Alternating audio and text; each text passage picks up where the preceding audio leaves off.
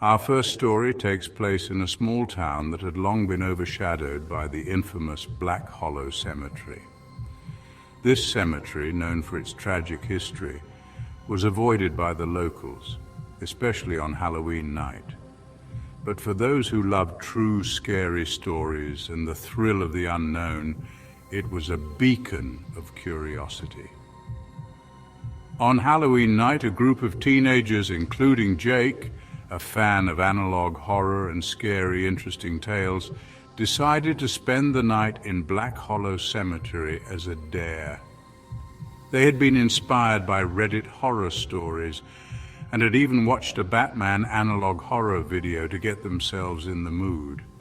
Armed with flashlights, they made their way through the overgrown gates of the cemetery, laughing and joking as they went. As they ventured deeper into the cemetery, the horror ambience began to change. The Halloween sounds of the town faded into an eerie silence, replaced by the rustling of leaves and the distant cry of an owl. The air grew colder, and the moonlight cast long, eerie shadows over the crumbling tombstones. Jake felt a shiver run down his spine, but he dismissed it as nerves. The group decided to play some Halloween games, using a Halloween witch pot smoke machine mist maker to add to the spooky atmosphere. But as they set up their equipment, the fog from the machine began to take on a life of its own, swirling and twisting around them in unnatural patterns. The Halloween playlist they had brought with them began to distort, the music warping into something unrecognizable. Suddenly, the lights on their flashlights flickered and went out. The teens were plunged into darkness, the only light coming from the eerie glow of the mist. Panic set in as they realized they were not alone. The shadows seemed to move on their own, and they heard a faint whisper carried by the wind, a voice, soft and mournful, calling out to them from beyond the grave. Jake's heart raced as he saw a figure emerging from the mist. It was a ghostly apparition, a woman dressed in a tattered white gown, her face obscured by a veil. She floated toward them, her presence filling the air with a suffocating dread. The group tried to run, but their legs felt like lead, as if the ground itself was holding them in place. The ghostly woman stopped before Jake, lifting her veil to reveal hollow eyes and a mouth twisted in eternal sorrow. She reached out to him with cold, spectral hands, and the last thing he saw before everything went black was her face, contorted in a silent scream. The next morning, the town found the cemetery undisturbed, but the teens were nowhere to be found. Their belongings were scattered among the tombstones, and the mist from the Halloween witch pot smoke machine still lingered, curling around the graves like a shroud. The ghost of Black Hollow Cemetery had claimed its latest victims, and the cemetery became the subject of countless dark web horror stories and paranormal investigations. Our second story takes place in a forgotten graveyard on the outskirts of a small village. The graveyard was said to be cursed, its tombstones crumbling under the weight of the dark history buried beneath them. The locals avoided it at all costs, but on Halloween night, a group of ghost hunters, including Sarah, a fan of twin paranormal and ghost adventures, decided to investigate the cursed graveyard for themselves. They arrived at the graveyard just as the sun was setting, the Halloween soundtrack from 1978 playing softly in the background as they prepared their equipment. The graveyard was overgrown, the tombstones barely visible beneath the thick layers of moss and ivy. The air was thick with an unnatural chill, and the Halloween decorations DIY projects they had brought with them seemed out of place in the eerie surroundings. As they began their investigation, the horror ambience grew thicker. The Halloween sounds of the village faded away, replaced by the rustling of leaves and the distant tolling of a bell. The group split up to cover more ground, but as they did, the atmosphere grew more oppressive. The wind picked up, carrying with it the faint sound of whispers, voices from the past, echoing through the night. Sarah felt a growing sense of unease as she made her way through the graveyard.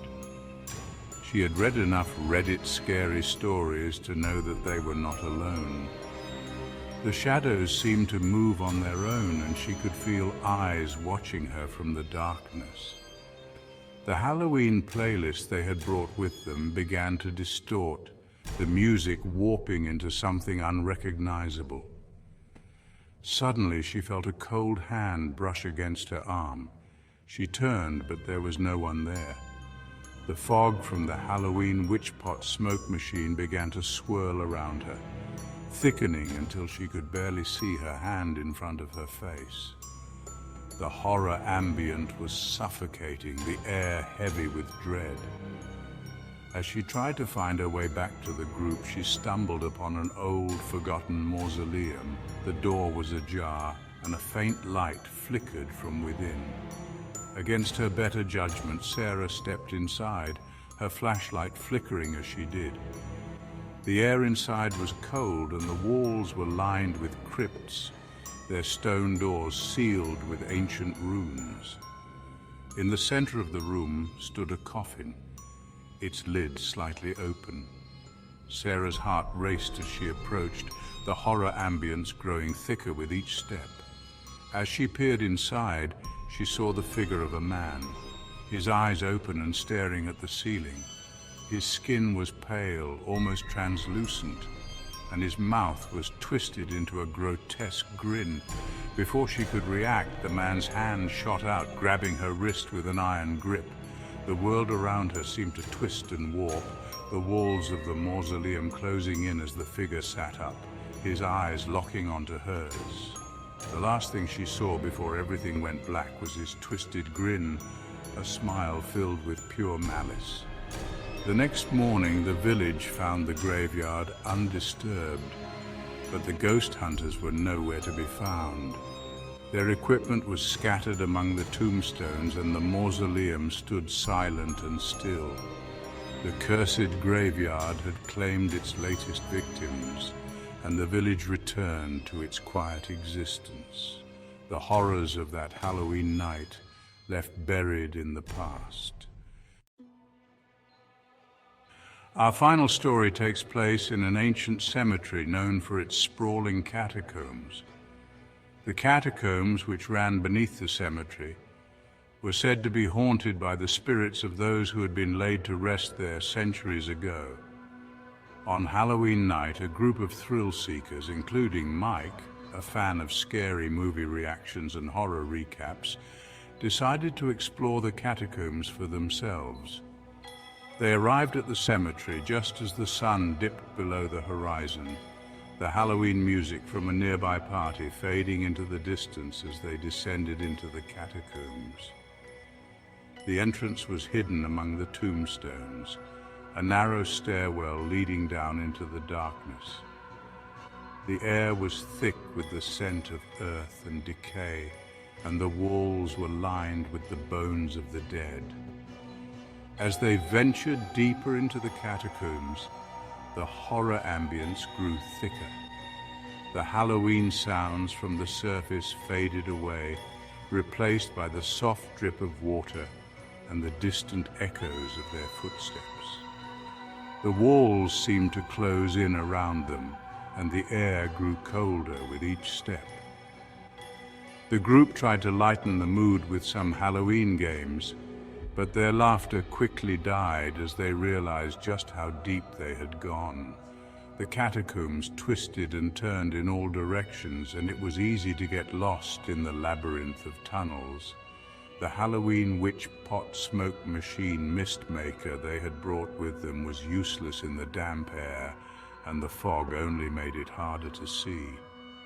Suddenly, they heard a sound, a faint, distant cry, like someone calling out from the depths of the catacombs. Mike felt a chill run down his spine as he realized that they were not alone. The Halloween playlist they had brought with them began to distort, the music warping into something unrecognizable. The group pressed on, their flashlights flickering in the darkness. The air grew colder, and they could feel the weight of the earth pressing down on them. The horror ambient was suffocating, the air heavy with dread. The tunnels seemed to twist and change around them, and they quickly realized they were lost. As they tried to find their way back, they heard the sound again, a low, mournful wail, like the cry of a lost soul.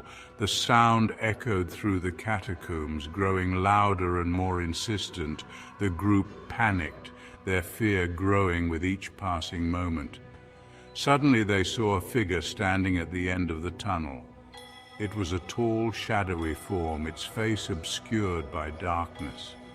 The figure seemed to be watching them, its presence filling the air with a suffocating dread. Mike's heart raced as he realized that this wasn't part of the Halloween fun.